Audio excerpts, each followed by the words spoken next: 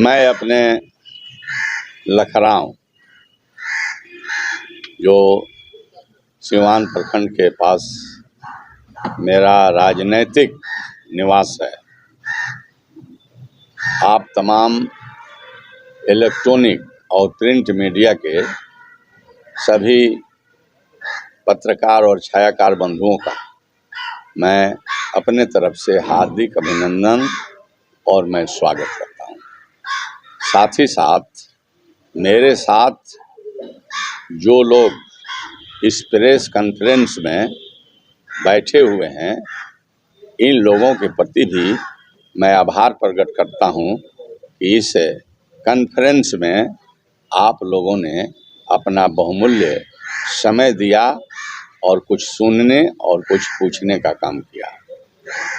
आज के जो प्रेस कॉन्फ्रेंस बुलाने का मतलब है कि आप तमाम पत्रकार भाई आज से नहीं बहुत पहले से जानते हैं, और मैं कहूं कि छात्र जीवन से तो हम आप लोगों से उम्र में ज़्यादा हैं, तो छात्र जीवन के समय में हो सकता है कि आप लोग होंगे या नहीं होंगे, परंतु उस ज़माने से ही देश के कौमी एकता के महान नायक और आपसी सद्भावना और भाईचारा को मजबूत करने वाले मौलाना मजहरुल हक साहब के जयंती उस जमाने में भी जितना हम व्यवस्था कर सकते थे, हमारे साथियों छात्र साथियों ने हम लोगों ने व्यवस्था करके शहर में हम लोग मना लेते थे। और उस समय से आज तक बड़े धूमधाम से मौलाना मजहरुल हक साहब के जयंती को हम लोग मनाते हैं। साथियों के और विद्वानों के, साहित्यकारों के और राजनीतिक नेताओं के, विद्वानों के सहयोग से और आप लोगों के सहयोग से, तो चूँकि आप मीडिया के भाई हैं और इसने महान स्वतंत्रता सेनानी के हम जयंती मनाने जा रहे हैं, तो इस जयंती में यह एक संदेश पूरे जिला और बिहार में या अगल बगल के जिला में जाए कि मौलाना मजहरुल हक साहब के त्यागी पुरुष के, तपस्वी पुरुष के जयंती सिवान में मनाया जा रहा है। और उस जयंती में बड़े बड़े विद्वान और बड़े बड़े साहित्यिक लोग और बहुत बड़े शेरो शायरी करने वाले लोग सम्मिलित होंगे, तो उसमें हमें जाना चाहिए। यह काम आप जितना प्रचार प्रसार आपके अपने भिन्न भिन्न चैनल से कर सकते हैं, तो उतना प्रचार अन्य कोई व्यवस्था नहीं दे सकता कि एट वंस हम कुछ कहें और उसका प्रचार प्रसार पूरे बिहार में या अन्य जगह जितना आपका जो चैनल है उसका जो मतलब पहुंच होगा उतना आप कर सकें। तो मैं बुलाया हूं कि 23 दिसंबर को मौलाना मजहरुल हक साहब के जयंती मनाने का मैं योजना बना रहा हूं और बना के आ रहा हूं। तैयारी समिति ने पूरा निर्णय ले चुका है और हम तमाम लोग उस तैयारी में लगे हुए हैं। अब आप कहेंगे कि मौलाना साहब के जन्म 22 दिसंबर को हुआ था, तो आप 23 दिसंबर को क्यों मना रहे हैं? इसके पीछे जो हमारे मौलाना मजहरुल हक तैयारी समिति ने यह निर्णय पूर्व में ही लिया था कि चूँकि उनके जन्म 22 दिसंबर को ही हुआ था, तो जन्मदिन के लिए ही जयंती मनाया जाता पूरे देश में, दुनिया में जो मौलाना मजहबुल हक साहब के विचार से ओत-प्रोत होंगे वो मनाते हैं। लेकिन चूँकि आप लोगों को इस बात की जानकारी देना चाहता हूँ कि बहुत पहले बहुत बड़े बड़े लोग इनके जयंती में आने का काम किए, और जब हम कैबिनेट मिनिस्टर थे तो लालू जी राबड़ी जी जो सरकार थी, तो उस सरकार में यह निर्णय लिया गया कि पूरे सरकारी कार्यक्रम के रूप में मौलाना साहब के जयंती जहाँ जहाँ इनके कार्य क्षेत्र रहे हैं वहाँ वहाँ मनाए जाएंगे, और राज्य सरकार से एक मिनिस्टर निश्चित जाएंगे 22 दिसंबर को। तो मैंने कहा कि उस समय स्वीकृति कैबिनेट से हो गई थी और हमें ही authorize behalf of chief minister हुआ था कि सीवान के रहने वाले चौधरी जी हैं और फरीदपुर आसियाना में उनके जो मज़ार है उस पर ये जाएंगे, और सरकारी कार्यक्रम भिन्न भिन्न तरह से होंगे जिसमें सीवान के टॉप टू बॉटम एडमिनिस्ट्रेशन उसमें सम्मिलित रहेंगे। तो मैंने इस बात को तो बतलाया, लेकिन यह बतलाया कि 22 को न मनाकर 23 को, तो 22 को सरकारी प्रोग्राम होता है। सरकारी प्रोग्राम में सारे प्रशासन 22 तारीख को व्यस्त रहता है। उसके भी फरीदपुर में भी प्रोग्राम वो लोग करते हैं और छोटा मोटा साहित्यिक प्रोग्राम भी और उनके विचार गोष्ठी भी लोग करते हैं। तो उस दिन व्यस्त रहते सब लोग, तो हम लोग थोड़ा इसको व्यापक तरीके से मौलाना मजहबुल हक साहब के जयंती करते हैं। हम फॉर्मेलिटी नहीं निभाते, हम वास्तविकता हम निभाते हैं। तो इसलिए हम लोगों ने तय किया कि 22 को न मना करके हम लोग 23 तारीख को मनाएंगे। तो 23 तारीख को मनाने का लक्ष्य जो था कि प्रशासनिक जो व्यवस्था या मनाने के है उनको समय दे दिया जाए, और हम लोग स्वतंत्र तरीके से पूरे दिन पूरे रात्रि 23 को लेंगे और यह जयंती मनाएंगे। इसलिए 23 को हम लोग मनाते हैं। ये कार्यक्रम दरोगा प्रसाद राय जो महाविद्यालय श्रीनगर में अवस्थित है, मतलब जब से कॉलेज बना, उसके पहले तो मैंने कहा कि हम लोग छात्र थे, सामाजिक जीवन में आए तो शहर के आदर्श बीएम मिडिल स्कूल के ग्राउंड में ही मना लेते थे। कभी एक बैजनाथ प्रसाद थे, वो मर गए तो अब हम लोग वहाँ भी मना लेते थे। लेकिन जब से कॉलेज बन गया तब से दरोगा प्रसाद राय महाविद्यालय के परिसर में भी जहाँ मंच है और भव्य तैयारी पंडाल सब चीज़ करके हम लोग वहाँ मनाने का काम करते रहे हैं। लेकिन अब आप कहेंगे कि भाई वहाँ नहीं मनाकर आपके डेरे पर ही क्यों मनाया जा रहा है? चूँकि बीए पार्ट 2, बीएससी मैंने ग्रेजुएशन के पार्ट 2 की परीक्षा जेपी यूनिवर्सिटी द्वारा पूरे यूनिवर्सिटी में हो रहा है, जिसके अंतर्गत दरोगा प्रसाद राय कॉलेज भी है। तो वहाँ परीक्षा घोषित हो गया है, 22 को है और 23 को है। फिर जुडिशल परीक्षा, हाईकोर्ट ने कुछ वैकेंसी निकाला है क्लर्क किरानी अन्य लोगों का, उसका भी पूरे बिहार में सेंटर है, जिसमें दरोगा प्रसाद राय कॉलेज में भी उसके माने ये परीक्षा है, बजे हुए हैं। और फिर जो है ये सब अन्य तरह के भी परीक्षा यहाँ हो रहे हैं। तो 22-23 मेरा ही स्थापित कॉलेज है, लेकिन प्रशासन और अन्य जो आपके संस्थान है उसने बिल्कुल दरोगा प्रसाद राय को ले लिया है परीक्षा कराने के लिए। इसलिए समिति ने निर्णय लिया कि इस बार हम लोग आप विधायक जी आपके निवास स्थान पर ही हम लोग बढ़िया तरह पंडाल वगैरह गिरा करके और लखराव में सिवान ब्लॉक के उत्तर पिच रोड के सटे उत्तर इस जयंती को हम लोग मनाने का काम कर रहे हैं। इसलिए यह जयंती माना जाएगा दरोगा प्रसाद राय ही किसी विशेष कारणवश हम स्थानांतरित करते हैं और माना जाएगा कि दरोगा प्रसाद राय महाविद्यालय के ही मतलब वेन्यू है, लेकिन स्थानांतरित है परिस्थिति बस कि हमारे रेजिडेंस पर। तो हम लोग 23 तारीख को इसको मनाने जा रहे हैं और इसमें इस मौलाना साहब के व्यक्तित्व और कृतित्व पर मैंने जो माल्यार्पण होंगे, दीप प्रज्वलित होंगे, अन्य कार्यक्रम होंगे, परंतु उसके बाद जो मंच है उस पर विद्वान जन चढ़ेंगे और उनके व्यक्तित्व कृतित्व पर चर्चा करेंगे और एकता एकजुटता कौमी एकता के संबंध में आपसी भाईचारा और सद्भावना मजबूत हो। ये मजबूत होगा तो हमारा राष्ट्र मजबूत होगा। इसमें किसी तरह के अंतर होंगे समाज में तो राष्ट्र कमज़ोर हो जाएगा।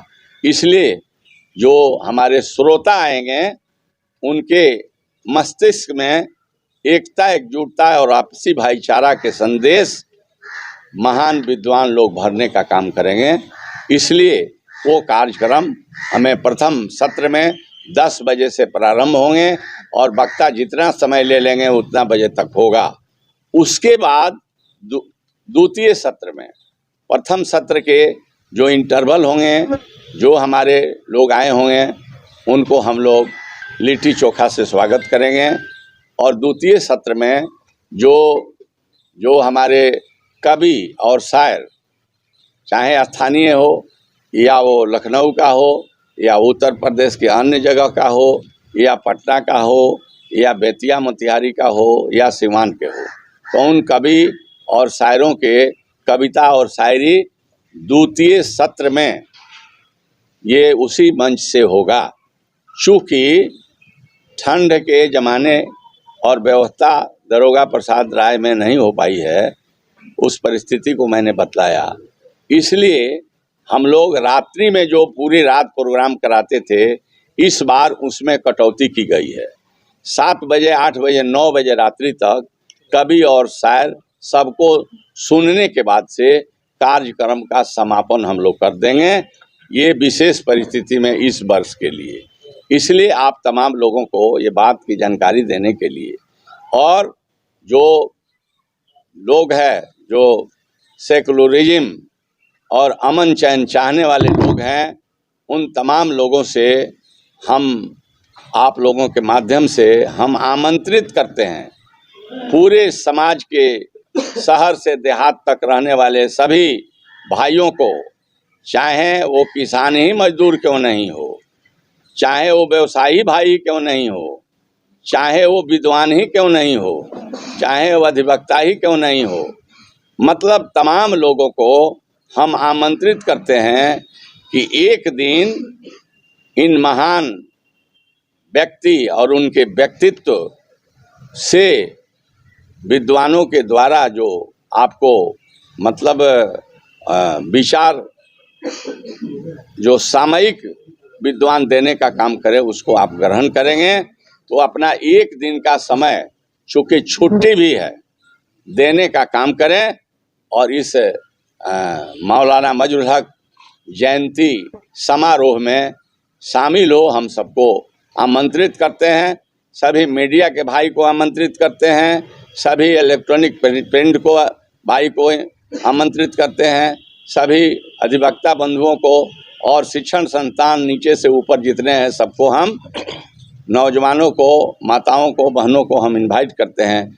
इसमें आप सम्मिलित होइए और सम्मिलित होकर के एक देश के महान स्वतंत्रता सेनानी जिन्होंने आज़ादी के बिगुल फूंकने का काम किया और राजशाही से फकीरी साधने का काम किया, बड़े विद्वान रहे और उन्होंने छपरा आए। छपरा के बाद उन्होंने सिवान को अपना कर्म भूमि बनाया और आंध्र के जो आपके हुसैनगंज ब्लॉक पड़ता है फरीदपुर में आशियाना उन्होंने बनाया और सारे देश के बड़े बड़े जो आज़ादी दिलाने के लिए जो लोग उत्सुक थे और देश में अंग्रेज़ों के जुल्म से लोग आहत थे, उन तमाम लोगों की बैठक मौलाना मजरुल हक साहब के नेतृत्व में उस आशियाना में बहुत बार हुआ और आज़ादी की लड़ाई पूज्य महात्मा गांधी जी के नेतृत्व में लड़ी गई।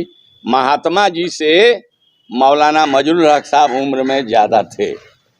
तो हम लोग धन्य हैं कि ऐसा सपूत जो बाहोपुर, पटना, नेवरा को छोड़ करके वो आ गए सिवान। कितना सिवान की धरती उनको पसंद आया कि यहाँ आकर वहाँ पर आशियाना बनाने का जो वहाँ लोगों को बुला करके अंग्रेज़ों को भगाने के लिए तैयारी करने और जगाने का काम किया।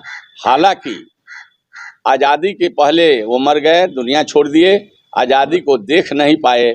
लेकिन एक तरह से कहिए तो स्टार्टिंग दौर में, शुरुआती दौर में वो फाउंडर थे अंग्रेज भगाने के लिए, लोगों को इकट्ठा करने में। पूज्य महात्मा गांधी तो राष्ट्रपिता, वो तो नेतृत्व किए थे, लेकिन मौलाना साहब ने फाउंडेशन रखने का काम इस सिवान के धरती पर अंग्रेज भगाओ तो फरीदपुर में किए थे।